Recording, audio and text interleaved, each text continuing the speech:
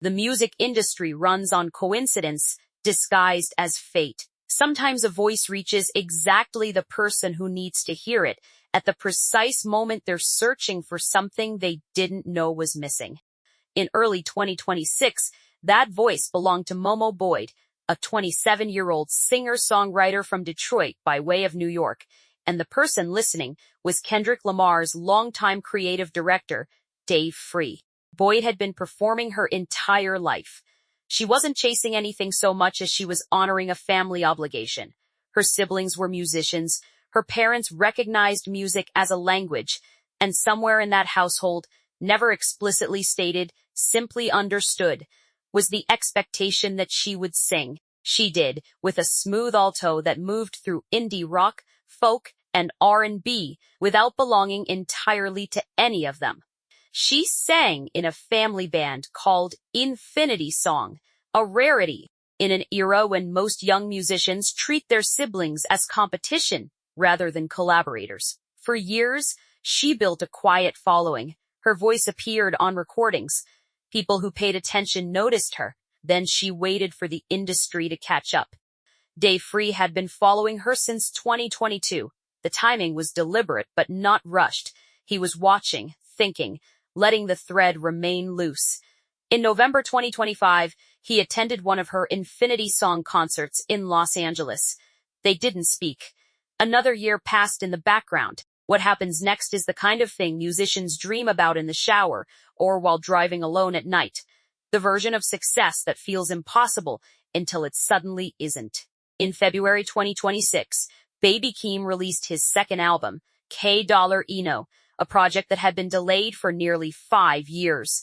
The gap itself was instructive. His debut, The Melodic Blue, arrived in 2021 with Family Ties, a collaboration with Kendrick that won him a Grammy at 21, making him the youngest recipient in his category. It was the kind of early success that could either launch a career or trap it. Keem had chosen to step back. He kept a low profile. Aside from a 2023 one-off with Kendrick called The Hillbillies and a collaboration with electronic musician Fred again, he'd been largely absent from public music. 5 years of silence in an industry that mistakes presence for growth. K$, arrived as a statement of return. It was produced primarily by Keem himself, alongside collaborators including Teo Home and Rascal. The album leaned into a vintage Las Vegas aesthetic, gambling metaphors, risk, generational wealth, the sound of money, and loss in the same breath. It opened with No Security and closed with the aggressive No Blame freestyle. Somewhere in the middle sat a song called Good Flirts, and that's where Momo Boyd entered the story. She was hand-selected for the part. Dave Free had made that decision. The song was sultry, built on a sample from Walk On By The Undisputed Truth, a Dionne Warwick cover, reshaped into something sensual and modern. Kendrick provided a laid-back verse. Keem offered his characteristic energy, that squeaky voice over confident production. What the song needed was a female presence, not decorative, not supporting, but essential, something that elevated rather than filled space. Boyd was on tour when she first heard it. She was sick that day. She remembers the fever. She remembers thinking that even if she were dying, she would make this happen. The song was different from everything she'd been asked to do. It pulled her out of her comfort zone. Dave Free wanted her to push beyond what she'd already proven she could do. She agreed because that's what artists do when they encounter people who actually understand their work. The recording process happened quickly. She was feverish but focused. She knew what this meant.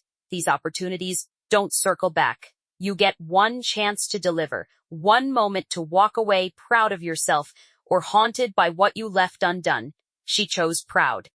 When the album dropped on February 20th, 2026, it debuted at number 4 on the Billboard 200. Good Flirts was serviced to rhythmic contemporary radio 2 weeks later. The song found its audience slowly at first, then urgently. Momo Boyd wasn't unknown anymore. She was the one with the voice that belonged on an album with Kendrick Lamar and her cousin's cousin. the one who'd proven she could occupy space on a track with two generational talents and not disappear. She released her Miss Michigan EP in April, 2 months after Ka Dollar Eno hit shelves. The project drew from her own aesthetic, those folksy twangs, the indie rock sensibilities, the R&B undertone. Critics noticed. Fans who discovered her on Good Flirts now had solo material to explore. She wasn't just a feature. That spring, Keem launched the Sia Dollar Eno tour. After 5 years largely absent from live performance, the sight of him on stage again felt significant. He performed at Webster Hall in New York in March, his first live show in 3 years. He played songs from the new album. He paid respect to the classics. The tour would take him across the country for months. It was the rollout of a serious artist reclaiming space. Then June arrived, and with it, the BET Awards. The event was held at the Peacock Theater in Los Angeles on June 28, 2026. Both baby Keem and Momo Boyd were scheduled to perform. They would share the stage. What happened on the red carpet before the show is where the story shifts from professional collaboration. Baby Keem interrupted Momo Boyd's red carpet interview. In the videos that circulated, you can see the moment he spots her. He approaches, they embrace, and his enthusiasm is unmistakable. Don't you love a good flirt with a stranger?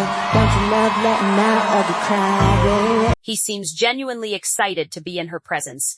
That's not an exaggeration. Two people who'd worked together on one track, about to perform together for the first time on a major platform, and the energy between them registers as something more than professional.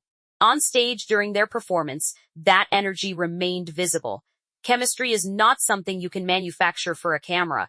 It either exists in the way two voices sit next to each other, in the way two bodies move through space, or it doesn't. Observers noticed it existed here. More than noticed, they began constructing narratives around it. After the performance, Boyd posted pictures to social media. She captioned them, "Some true flirtalicks."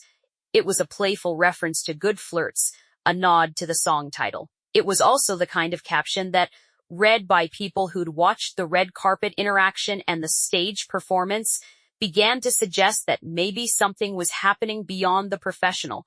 Rumors emerged with the predictability of water finding cracks. Were they dating? Had they been dating since the album? Was the chemistry on Good Flirts the result of something real developing? The internet proposed theories. Music blogs picked up the story. The speculation became part of the narrative surrounding both of them. Keem remained silent on the subject. Boyd did not. When she was invited to sit down with Ebro, the radio personality from Hot 97 and Apple Music, a figure with enough credibility in hip-hop that his questions carry weight, she was given an opening to address the rumors directly. She could confirm, she could offer some version of the truth that would satisfy the curiosity she'd inadvertently sparked. Instead, she giggled. The moment is documented. Her demeanor in that interview was flustered. Not angry at the question, not performatively coy, genuinely, visibly flustered. The kind of nervous energy that emerges when someone is asked about something they either don't know how to explain. The interview moved forward without clarification. What's important about this moment isn't whether the rumors were true. What matters is the psychology of the question itself. Boyd was being asked to define something that, at that point in 2026, may not have had a definition yet. She was being asked to categorize a relationship. She was being asked to translate feeling into language in front of a microphone, with the understanding that whatever she said would circulate and be analyzed and become part of how both she and Keem are understood going forward. The flustered response wasn't weakness.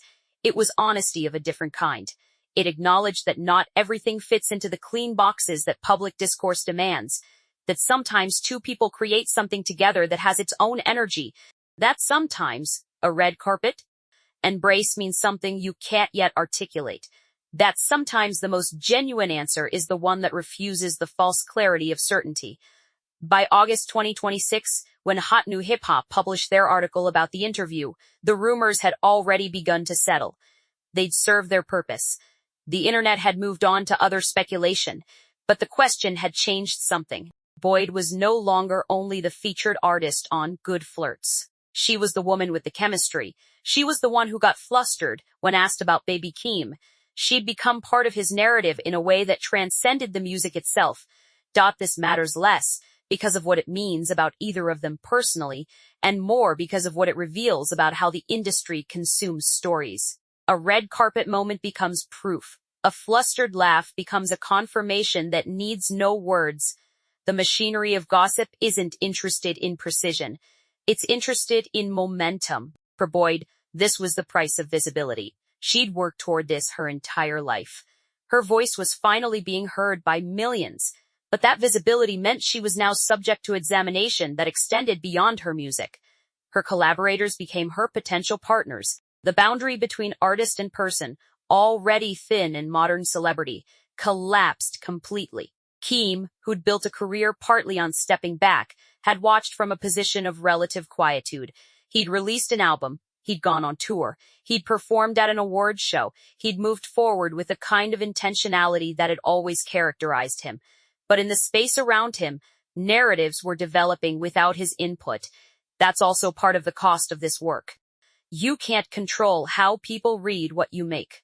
What neither of them addressed publicly after that interview was whether the rumors mattered, whether it was relevant, whether the speculation had any actual bearing on their careers or their relationship, of whatever kind it was.